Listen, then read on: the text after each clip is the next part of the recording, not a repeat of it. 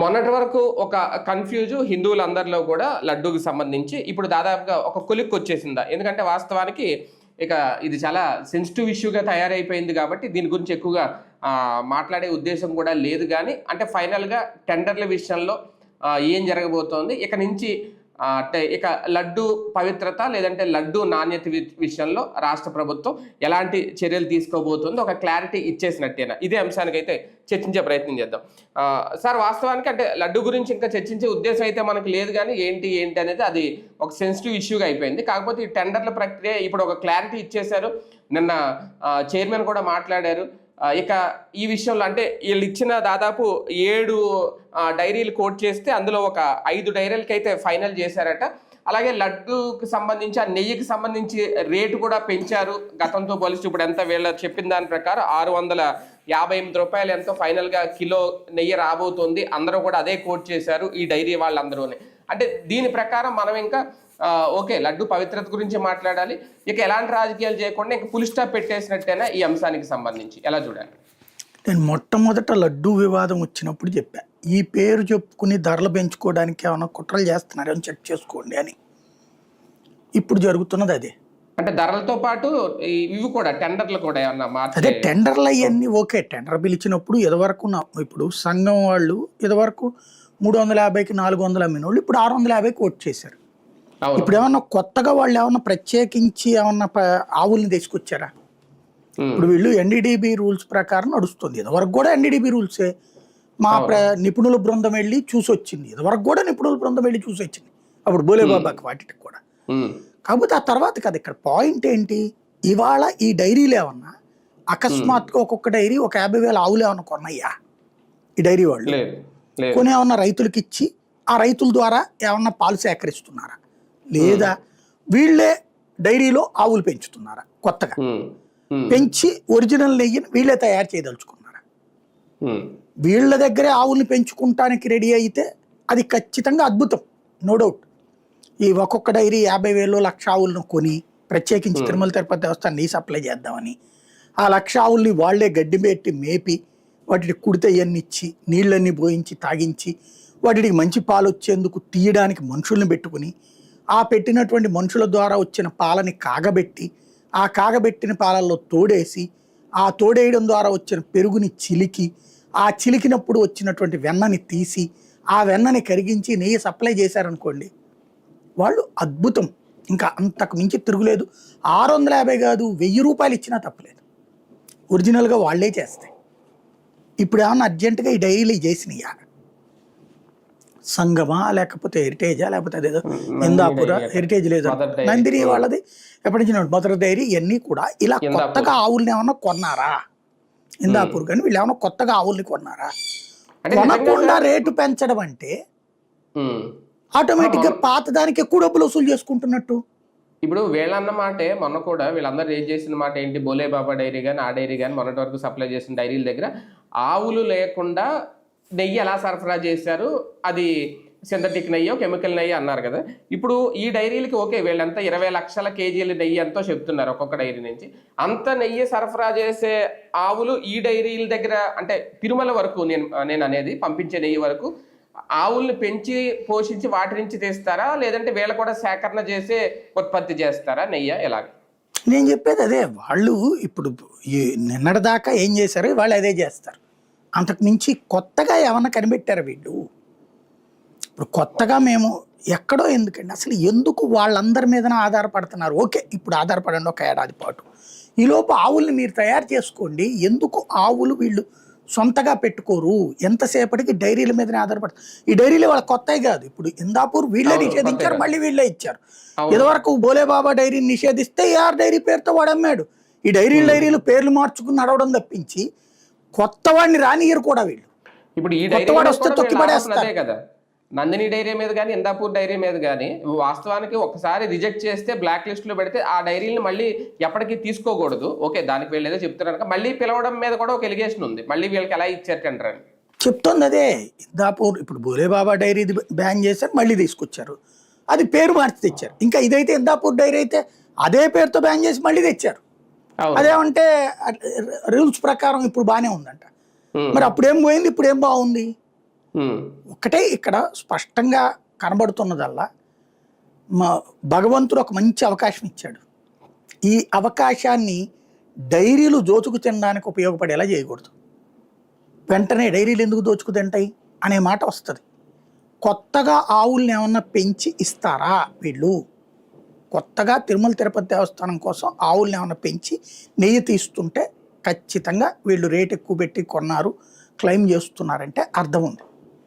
అలా కాకుండా నిన్నటిదాకా ఇచ్చిన నెయ్యినే ఎలాగా ప్రజల నుండి రైతులు, నేను ఇంతకుముందు కూడా చెప్పా, నెయ్యి తక్కువకి ఎందుకు ఇవ్వగలుగుతారంటే అసలు వాళ్ళ వ్యాపారం పాలల్లో నుంచి ఆ వెన్న తీస్తున్నారు, వెన్న శాతాన్ని తీస్తున్నారు. పాలల్లో మీకు ఆ మీటర్లు వేస్తారు ప్రతి డైరీ దగ్గర కూడా. మనం పల్లెటూళ్ళలో ఉన్న వాళ్ళందరికీ తెలుసు వెన్న శాతం ఎంత అనేది లెక్క తీస్తారు. తీసి ఎక్కువ ఉన్నటువంటి వాళ్ళకి చిక్కన ఏదైనా ఎక్కువ ఇచ్చిన వాళ్ళకి ఎక్కువ డబ్బులు ఇస్తారు, తక్కువ ఉన్న వాళ్ళకి తక్కువ డబ్బులు ఇస్తారు. తర్వాత దాన్ని వేరు చేస్తారు. అక్కడే మిషన్స్ ఉంటాయి, అక్కడే వెన్న తీస్తారు కూడా, అక్కడ మనకు అమ్ముతారు కూడా వెన్న. నేను అట్లా కొనుక్కొచ్చినటువంటి వాడిని పల్లెటూళ్ళలో, కాబట్టి నాకు ఐడియా ఉంది అది. ఇప్పుడు అట్లాగా వెన్న తీస్తున్నటువంటిది అమ్ముతున్నారు అంటే గుడ్. అది డైరీ ద్వారానే అవుతున్నది కదా, వీళ్ళు పాలది కొత్తగా ఏం కాదు కదా. ఇంకోటి లేదు, ఆవుల్ని ఇప్పుడు కొత్తగా కొని తెచ్చారు అంటే ఒక అర్థం ఉంది. ఇప్పటిదాకా సరఫరా చేస్తున్న వాళ్ళే ఇప్పుడు రేటుకి ఎక్కువ సరఫరా చేస్తున్నారంటే ఈ కాన్సెప్ట్ని అడ్డం పెట్టుకుని వాళ్ళు ఎక్కువ సంపాదించుకుంటారు, అంతకు మించి ఒరిగేదేం లేదు. ఎందుకని ఇప్పటికి కూడా మనం ఆవులు పెంచలేకపోతున్నాం, లేదా ఈ డైరీలు ఆవులు పెంచుతున్నాయో లేదో ఎందుకు చెప్పట్లేదు? ఇదిగో అయ్యా, ఇందాపూర్ డైరీ ఇదివరకు 1000 ఆవులు ఉండేవి, ఇప్పుడు తిరుమల తిరుపతి దేవస్థానం సప్లై చేయడానికి 25,000 ఆవులు కొన్నారు.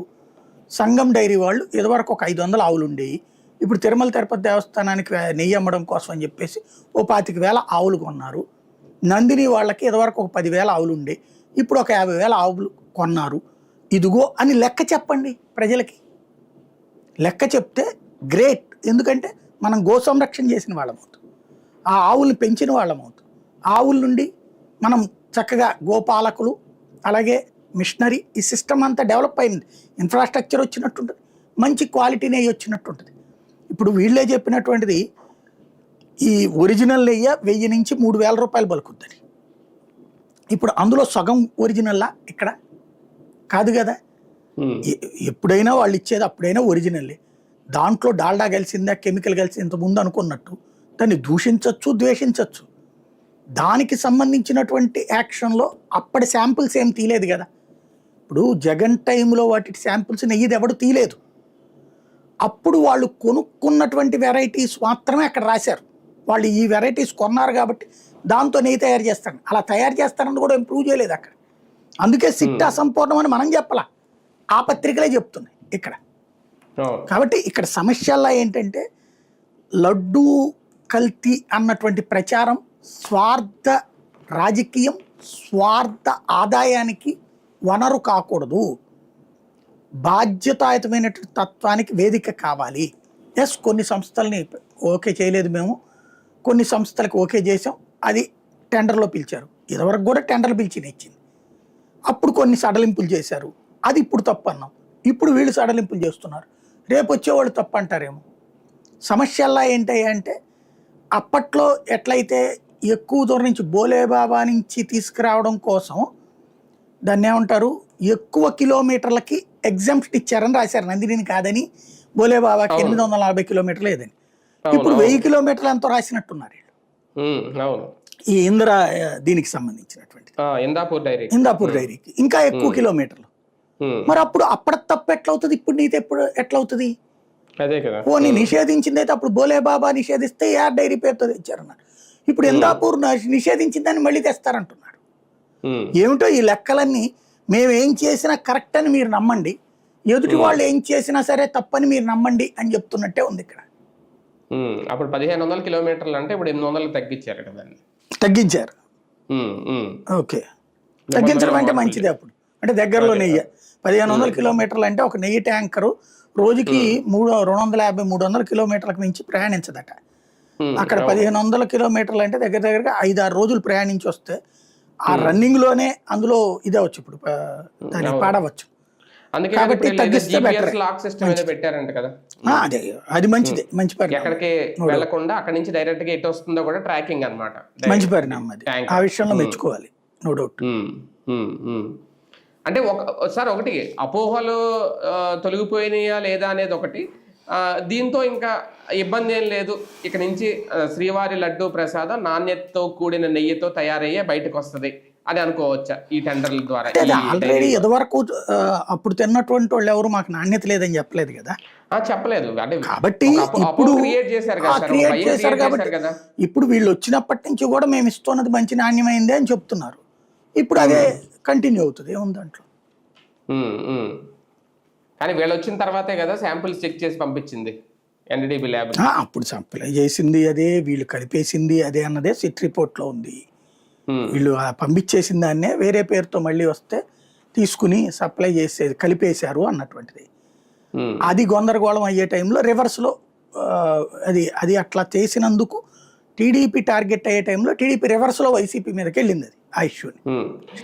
ఫైనల్ గా ఈ 2 ఏళ్లలో ఈ లడ్డు వ్యవహారానికి సంబంధించి సిట్లేసినా కోర్టుకి వెళ్ళినా ఏం చేసినా డైరీలు మార్చడానికో లేదంటే ఫైనల్గా రేటు పెంచడానికో ఇదే కనిపించిందా, అంతకు మించి ఏమన్నా కనిపించిందా ఇందులో? అది ఎవరి వాదనలు వాళ్ళకే ఉంటుంది. ఇప్పుడు ఇదివరకు కంటే ఇప్పుడు కొంచెం నెయ్యిలో ఎక్కువ ముంచమంటున్నారంట, మంచిదే కదా అది. ఆ విధంగానన్నా భగవంతుడికి ఇదివరకు మనం అనుకున్నట్టు అప్పుడు కాస్త పొడి పొడిగా ఉండేది లడ్డు, తొందరగా ఎండిపోయేది. ఇప్పుడు పచ్చిగా ఉంటుందట, మంచిదే కదా, కాస్త నెయ్యి ఎక్కువ వాడుతున్నట్టు. అలాగే టేస్ట్ కూడా బాగుంటుంది అన్నటువంటిది ఇప్పుడు వీళ్ళు చెప్తున్నటువంటిది నిజమైతే మంచిదే కదా. నేను మొన్న నేను పొద్దున్నే ఇడ్లీ తాగుతాను అనమాట, దాని పేరేమంటారు, రాగి జావా. ఆ రాగి జావా అతను తిరుమల వెళ్ళి వచ్చాడు, 10 రూపాయలకి లడ్డు కొంచెం ముక్క తీసుకొచ్చి పెట్టాడు అనమాట. బాగుంది, అప్పుడు తిన్నా బాగానే ఉంది, నాకేం తేడా కాదు. బట్ ఇప్పుడు బాగానే ఉంది, అది పచ్చి పచ్చిగానే ఉంది. ఇది పొట్లంలో చిన్న పొట్లంలో కట్టించాడు అన్నమాట, భగవంతుడు పంపించాడు అనుకున్నది. మంచిదే కదా, మంచిదే కదా అది ఆ ఆస్పెక్ట్ లో చూసుకున్నప్పుడు. అదే భక్తులకి అయితే హ్యాపీ అయితే సరిపోద్ది, నో డౌట్. మళ్ళీ దీన్ని రిపీట్ కాకుండా. అంటే రాజకీయం కొంతవరకు అయితే జరిగిందని అనుకోవాలా సార్? ఇంకా వదిలిపెట్టరా, రాజకీయం అయితే వదిలిపెట్టే ఉద్దేశం ఇద్దరికి ఉన్నట్టు కనిపించట్లేదు. డిఫెన్స్ లో పడ్డటువంటి వైసీపీ అఫెన్స్ లోకి వచ్చింది, అఫెన్స్ లో ఉన్నటువంటి టీడీపీ డిఫెన్స్ లోకి వచ్చింది. హెరిటేజ్ షేర్లు డౌన్ అవ్వడమా, హెరిటేజ్కి సంబంధించిన మార్కెట్ వాల్యూ డౌన్ అవ్వడమా, దాంతో పాటు వీళ్ళు మండల్లో గొడవ చేయటమా, మండల్లో చర్చకి రావడానికి ప్రభుత్వం వెనకాడటం, ప్లస్ ఎదురుదాడి చేసి వదిలిపెట్టేయడం, ఇవన్నీ నడుస్తున్నాయి. రాజకీయం అయితే ఆగే ఉద్దేశం ఉండదు, ఎందుకంటే వైసీపీని దేవుడి పేరుతో తొక్కేయాలని టీడీపీ, దాన్ని ఎదిరించాలని తనను తాను కాపాడుకోవాలని వైసీపీ ప్రయత్నిస్తుంటది. అవి నడుస్తుంటది. ఇక కేవలం ఈ రేట్లు ఈ సందర్భంగా సంపాదించుకున్నారని వీళ్ళు ఆరోపిస్తారు, వైసీపీని నమ్మేవాళ్ళు అది నమ్ముతారు, తెలుగుదేశాన్ని నమ్మేవాళ్ళు ఇప్పుడు కరెక్ట్గా ఉందని నమ్ముతారు. ఇక దాన్ని ఎవడు జడ్జి చేయలేడు, ఎవడు ఇష్టం వచ్చిందో వాళ్ళదే జడ్జిమెంట్ అనమాట.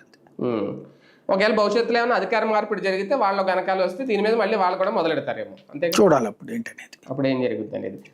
రైట్ చూద్దాం. మొత్తానికి నాణ్యమైన లడ్డూలు అయితే ఇవ్వబోతున్నాం. ఇక నుంచి నాణ్యతతో కూడిన నెయ్యి సరఫరా చేసేలాగా టెండర్లు కూడా మార్చి వేరే డైరీలు కూడా ఇచ్చాము అనే క్లారిటీ అయితే ప్రభుత్వం నుంచి వచ్చింది. మరి ఇంకా ఎలా ఉంటుంది రేపు పొద్దున్న నుంచి రేపటి నుంచి, ఇప్పటికే ఆల్రెడీ స్టార్ట్ అయిందట, ఎలా ఉంటుంది ఏంటనేది ఇంకా భక్తులే చెప్పాలి.